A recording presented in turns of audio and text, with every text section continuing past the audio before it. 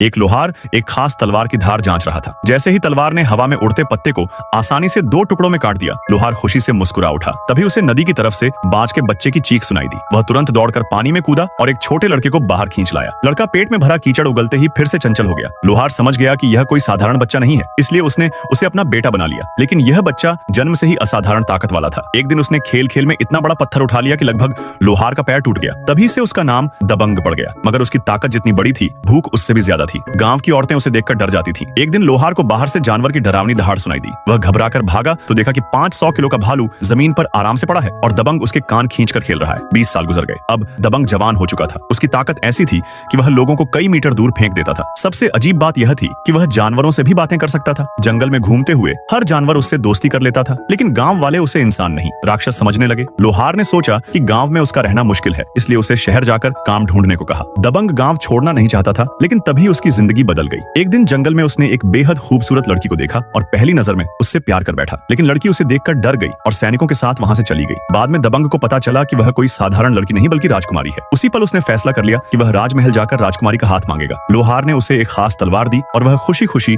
महल की ओर निकल पड़ा। महल पहुंचते ही पहरेदारों ने उसे रोक दिया। गुस्से में उसने महल के दरवाजे में ही छेद कर दिया। हंगामा बढ़ा तो उसे पकड़कर रसोई में काम पर लगा दिया गया। महल की रसोइयां उस पर फिदा हो गई, लेकिन दबंग के दिल में तो सिर्फ राजकुमारी थी। जब उसे सेब का रस निकालने भेजा गया तो उसने मशीन का हैंडल ही तोड़ दिया। मगर अगले ही पल उसने अपने हाथों से इतना दबाव डाला कि मीठा रस फव्वारे की तरह निकल पड़ा। रसोइयां उसकी ताकत देखकर हैरान रह गई। धीरे धीरे रसोइयां उसकी मदद करने लगी, मगर महल का मुख्य बावर्ची उससे जलने लगा। वह उसे मारने दौड़ा, लेकिन दबंग गलती से अखाड़े में पहुंच गया। वहीं उसने पहली बार राजकुमारी